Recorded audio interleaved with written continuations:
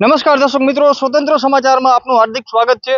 મિત્રો, વાત કરવી છે કચ્છના અનેક વિસ્તારોમાં અત્યારે બિલ્ડર હોય, ડેવલપર્સ હોય, એના દ્વારા રાજમાર્ગ હોય, જાહેર રોડ રસ્તા હોય, ચારે બાજુ બાઉન્ડ્રી બનાવી, દિવાલ બનાવી અને લોકોના જાહેર માર્ગો બંધ કરી દેતા હોય છે।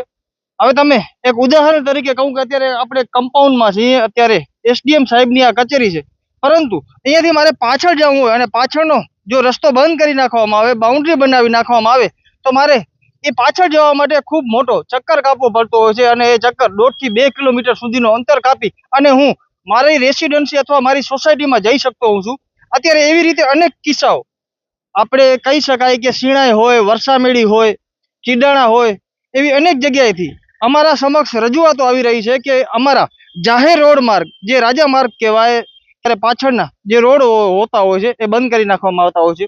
ત્યારે જ્યારે જમીન બિનખેતી થાય છે ત્યારે આપણા કલેક્ટર શ્રી એને અનેક શરતો ઉપર એ જમીન બિનખેતી કરતા હોય છે, એના બાદ ડેવલપર્સ એ શરત જે આપવામાં આવતી હોય છે એને સરેઆમ ધજિયા ઉડાડતા હોય છે અને કોઈ પણ જાતની એ શરત રાખતા નથી। ત્યારે ઉહાના રહીશો છે, આપણે જાણશું કઈ સોસાયટી છે અને કેટલા ટાઈમથી તકલીફ છે। જી, શું નામ છે આપનું? અલ્પેશભાઈ વડોદરિયા। જી અલ્પેશભાઈ, કઈ સોસાયટીમાંથી આવો છો? અમે સિણાઈ 45 સોસાયટી અને રામેશ્વર સોસાયટીમાંથી આવીએ છીએ। જી।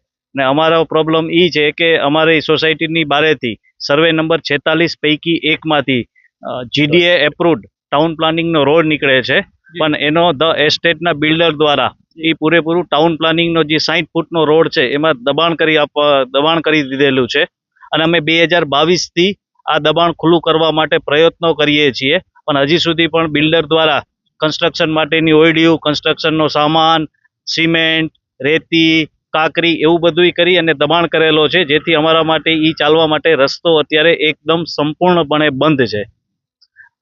અત્યારે તમે ક્યાંથી અવર જવર ક્યાંથી કરો? અત્યારે અમારે એ બાજુમાંથી 6 ફૂટનો નાનકડો ગાડા માર્ગ છે, એમાંથી અમે અવર જવર કરીએ છીએ, પરંતુ બિલ્ડર દ્વારા એ રોડ પર પણ ભારી ગાડીઓ ચાલતા અને બિલ્ડરની માટી આવતા એ રસ્તો એકદમ બિસ્માર હાલતમાં છે અને આ બિસ્માર હાલતને લીધે સોસાયટીની કોઈ પ્રેગ્નન્ટ લેડીઝને હોસ્પિટલ જવું હોય તો હોસ્પિટલ જઈ શકતી નથી, બાળકોને શાળાએ જવું હોય તો શાળાના બસ સંચાલકો સ્કૂલ બસ આ માટે ના પાડી દે છે, દૂધવાળા ના પાડે છે, શાકભાજીવાળા ના પાડે છે, અમારી રિક્ષાવાળા પણ જો એમ કહે કે અમારે સિણાઈ 45માં જવું છે તો એમ કે હું સિણાઈ 45માં નહીં આવું, તમારો રસ્તો બહુ જ ખરાબ છે।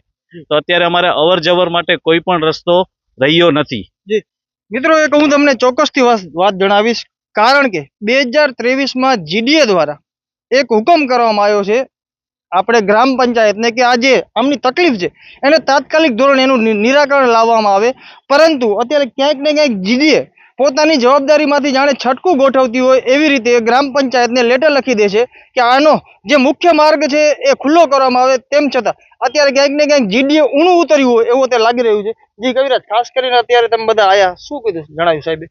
સાહેબનો પોઝિટિવ અભિપ્રાય હતો। સાહેબે કીધેલું છે કે નહીં, હું પર્સનલી ધ્યાન દઈ અને ટૂંક સમયમાં જ રોડ ખુલ્લો કરાવી દઈશ, પરંતુ પાસ્ટમાં જેમ તમે કીધું કે જીડીએ ઓર્ડર કરેલો કે પંચાયતને, અમે પંચાયતમાં અપ્રોચ કર્યો તો પંચાયતે એવું કીધું કે ભાઈ અમારા પરવ્યુમાં નથી આવતું।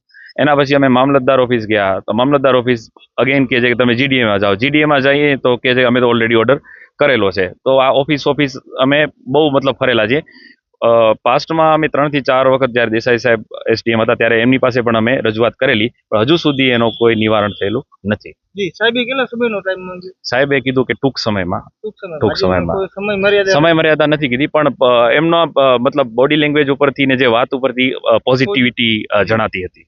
જી મિત્રો, ભાઈ દ્વારા જણાવવામાં આવ્યું કે કોઈ પણ પ્રેગ્નેન્ટ મહિલા હોય એમને દવાખાને લઈ જવા હોય તો તકલીફ પડી રહી છે, શાકભાજીવાળા નથી આવી શકતા, દૂધવાળા નથી આવી શકતા, એટલે આજીવિકાના જે પ્રશ્નો છે, કારણ કે બાળકો પણ સ્કૂલમાં આવવા જવા માટે કે મહેમાન કે કોઈક આવે તો રિક્ષાવાળા પણ એમની સોસાયટીમાં નથી આવતા, એટલે આ પ્રશ્ન ક્યાંક ને ક્યાંક ઘણું જણાવવામાં આવ્યું કે મુખ્યમંત્રીથી કરી અને જ્યાં પ્રોસિજર કરવાની હોય ત્યાં લીગલ કાયદાકીય પ્રોસિજર કરી છે, પરંતુ આજે ઓછામાં ઓછા 2 વર્ષ થવાયા આમને પોતાનો જે રસ્તો છે અને જે રસ્તો આજીવિકા માટે ગ્રામ પંચાયત હોય કે જીડીઓ હોય એમની પ્રાથમિક જરૂરિયાતો લોકોને મળવી જોઈએ, એ હંમેશા આપણે કહી શકાય કે જે પણ શરતો હોય બિનખેતી ટાઈમે એ બધી શરતો માનવામાં આવી જોઈએ, પરંતુ ક્યાંક ને ક્યાંક અત્યારે શરત ભંગ પણ થઈ રહી છે.